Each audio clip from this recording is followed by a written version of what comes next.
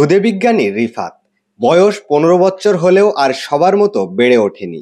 শারীরিকভাবে প্রতিবন্ধী হলেও তার মেধা আর উদ্ভাবনী শক্তি দমিয়ে রাখতে পারেনি তাকে। একের পর এক আবিষ্কার করেন পণ্য। ক্লাস 1 থেকে যাত্রা শুরু আর ১০ম শ্রেণী পর্যন্ত গবেষণায় আবিষ্কার করেছেন ১৫০০টির মতো পণ্য। তার ১০৯৬তম আবিষ্কার এই স্মার্ট গাড়ি। আমি এখন যে গাড়ির উপরে রয়েছে এটি একটি আমার আবিষ্কৃত ১০৯৬তম আবিষ্কার। আর এই গাড়িটার নাম এটওয়াই স্মার্ট কার।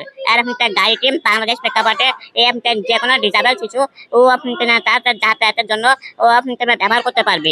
এই স্মার্ট গাড়িটা ১০ টাকার চার্জে চলে সারাদিন। আপনি যদি এখানে ১০ টাকার বিদ্যুৎ খরচ করেন তাহলে আপনার বেকআপ প্রায় ১২ থেকে ১৪ ঘন্টা ১০ টাকা খরচে বেকআপ গাড়িটা আপনাকে দিবে।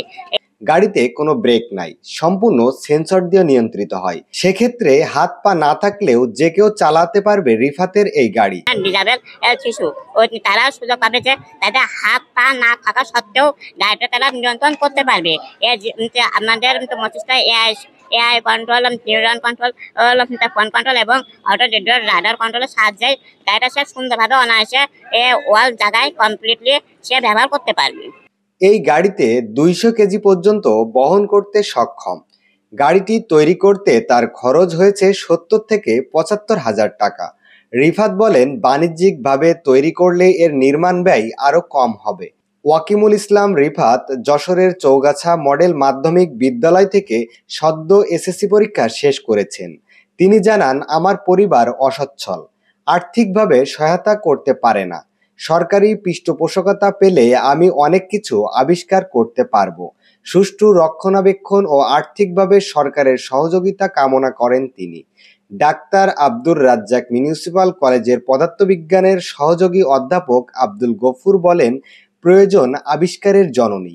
শারীরিক প্রতিবন্ধী হয়েও অন্যের উপর নির্ভরশীল না হয়ে নিজের তৈরি করা গাড়িতে রিফাত চলছে। আমাদের জন্য একটি দারুণ উদাহরণ সৃষ্টি করেছে। আসলে আমরা তো জানি যে প্রয়োজন আবিষ্কারের জননী। আমরা দেখতে পাচ্ছি উনি একজন ফিজিক্যালি ডিসেবল মানুষ। তার প্রয়োজনের তাগিদে অন্যের উপরে নির্ভর না করে বর্তমান যে প্রযুক্তিগুলো আছে এর উপরে যৎসামান্য জ্ঞান অর্জন করার পরে অ্যাপ্লাই করে সে নিজে স্বাবলম্বী হওয়ার চেষ্টা করেছে। আমাদের জন্য একটা দারুণ উদাহরণ সৃষ্টি করেছে।